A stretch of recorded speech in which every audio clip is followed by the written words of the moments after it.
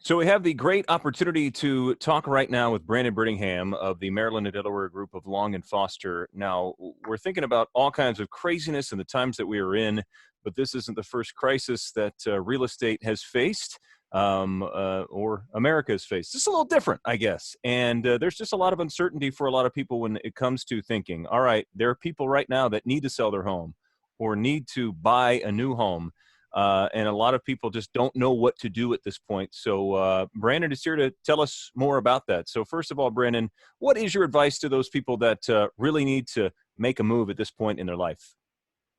So I think first and foremost, if you look at any real estate market, people buy and sell based on a need. Very rarely does the end user look at it solely from an investment standpoint. So in good market, bad market, if you look historically at the numbers, 2008 was the biggest housing recession we've ever seen.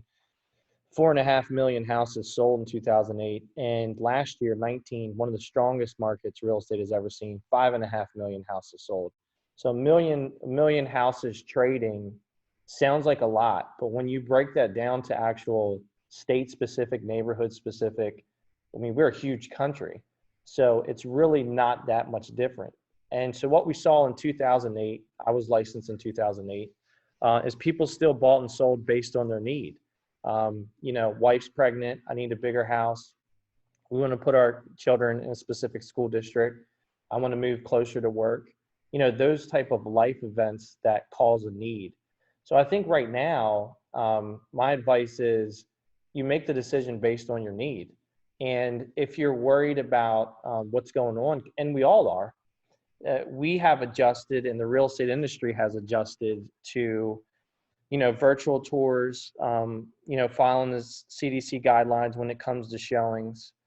So you can still, we still are extremely busy. We've not seen buyer demand go down. Obviously, you've seen some people pause, and you have some sellers having some reservation about putting their house on the market. Not common here on the Eastern Shore, but in a lot of places, people buy houses virtually. And so we're starting to see that now. We put a couple houses under contract in the last 2 weeks where the buyer didn't actually see the house until the home inspection.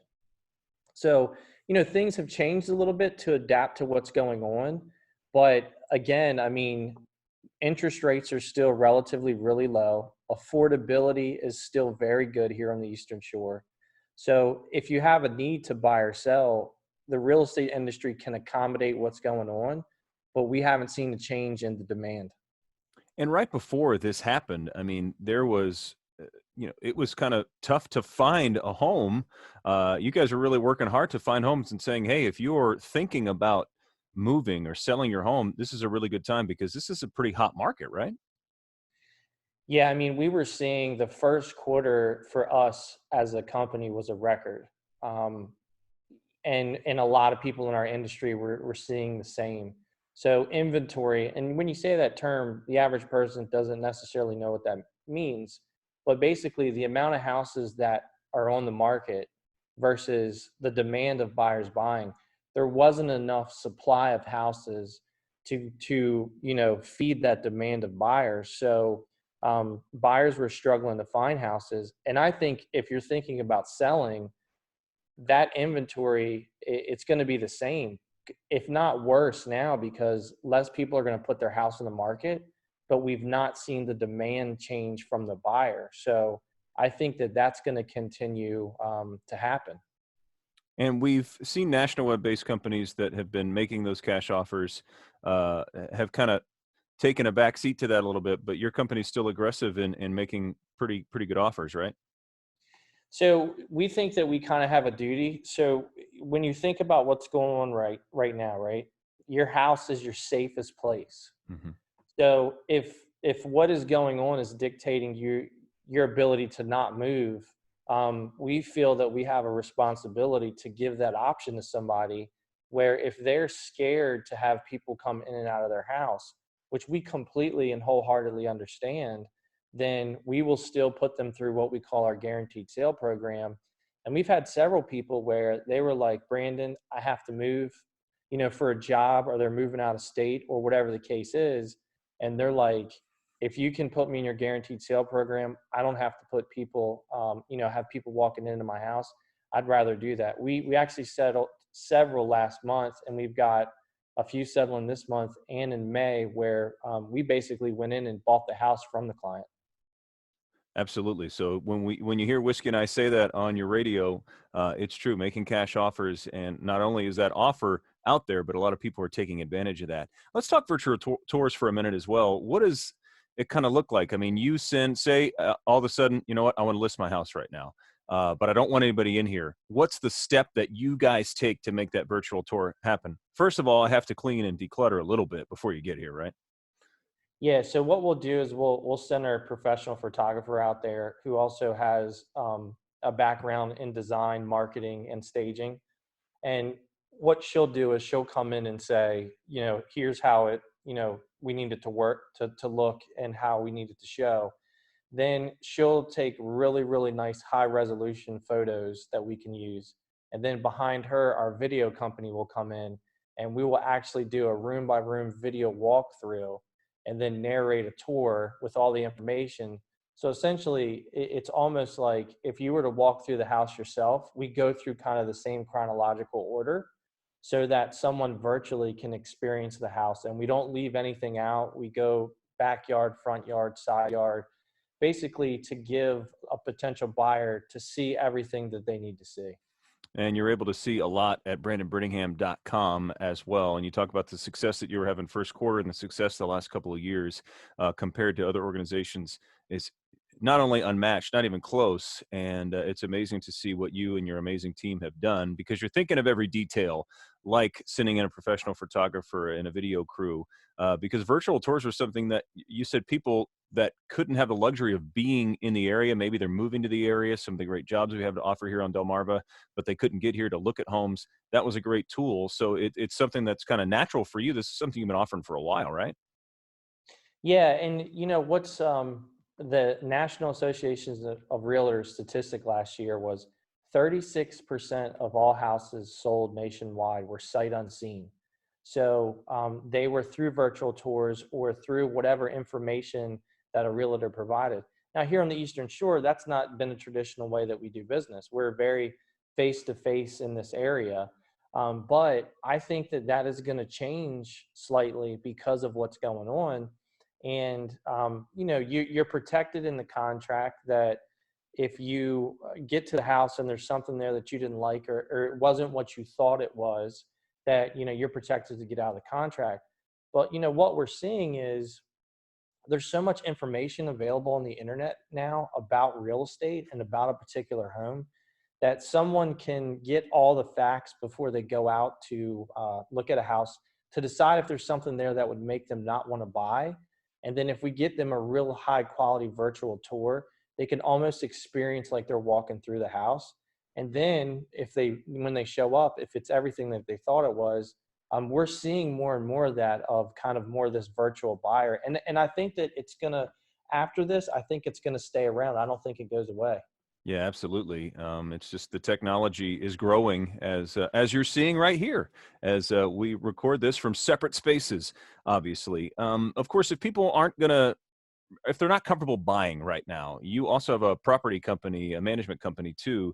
If people aren't comfortable buying, you have an opportunity for people to rent too, right? Yeah, and so we're a little different, where obviously we do real estate sales too. If someone comes in and they're on the cusp of that credit, what we do is we work with them to try to get them, if their ultimate goal is to own a home, is we have some people who've rented from us 2 and 3 years, where through that process we've worked with them to get them to a point of home ownership. So yes, we certainly offer helping people find a rental, but secondarily, some property management companies that are in the area, all they do is property management, where we do sales too. It's kind of a perfect marriage, because someone that says, well, hey, I'd really like to own a house, and if we need to help them with their credit or advise them on what they need to do as far as saving money or the different programs, we work with them. And again, some people we've worked with for 2 or 3 years to get them to home ownership. And of course, their marketing is on a whole different level than anybody else around here. They're doing amazing things. I guess just brag on your team for a little bit, Brandon, because you have an amazing team. We talked about even photographers and videographers, people that are kind of unseen, but you've got some great agents on your side, right? Yeah, I mean, I think really what it is we just really listen to, if we look at our overall economy, and the demand from the consumer, what has changed, companies like, Uber and Amazon and, of how commerce in general has changed, we just really listened to the consumer and said, how do we make buying and selling a house the least stressful process as we can? So if that is helping you with renovations on your house, trying to help you figure out what moving company to use, helping you with a mortgage, helping you with title, helping you with insurance, whatever the case is, we try to look at every pain point in the transaction and reverse engineer how we can make it smooth so it's not stressful. Because frankly, buying and selling a house prior to what's going on was stressful. Now it's even more stressful. Hmm. So we just try to make it seamless and easy. And we have a whole team of agents. So you hire me or one of my agents, you just don't get me or one of my agents. You get our entire staff, our entire marketing staff, our entire kind of concierge service. And we just looked at it as, how do we make it painless? So the day that you go to settlement, you're happy, it was seamless, and you felt good about it. You've got the experience that people want, and certainly the team that people want to work with. As you say, it's truly a team effort. BrandonBrittingham.com is the website. BrandonBrittingham.com, a great way to get a hold of Brandon and his team through there. Any final words of encouragement for people that may be on the fence on a transaction in these kind of unprecedented times, is the phrase we hear a lot. Well, I think one of the things is that, real estate is local, right? So you may see a headline or see a negative, comment. I mean, it seems like a lot of things that we're seeing in national media is negative in general. And the only thing that I can tell you is what I see as of today being in this market. And I'm not seeing what they are saying nationally. March, here, and speaking specifically to Wycomico County, March real estate numbers were above March of last year. And March last year was a record month for most people in the industry. So we are still seeing a demand from people. Interest rates are still relatively low, and affordability. One of the things people get mixed up is 2008, one of the worst recessions we've ever had in the housing market. Leading up to 2008, affordability got out of whack, especially here on the Eastern Shore. So, of course, naturally, you're going to have that equity pullback, but equity got unreal. We had acceleration in values that was just never seen. So now you didn't have this kind of, V upswing of equity. It's just kind of been staggered. So affordability is still there. Prices have not gotten out of control. And I honestly, listen, I don't have a crystal ball and I could be wrong about this. I don't see prices here locally having a major retraction because the demand is still there and there's just not enough houses out there for people to buy. And people at the end of the day buy based on a need, not necessarily market conditions. So I think, if you're on the fence, you buy and sell based on your need, not based on the market. Absolutely. And of course, you're there to help. And if somebody has any questions, they can certainly reach out to you. Brandon Brittingham with the Maryland and Delaware Group of Long and Foster. You can check him out online, BrandonBrittingham.com. Brandon, this has been great. I think you've cleared a lot of things up today, and we just appreciate your time. Thank you. I appreciate you guys having me.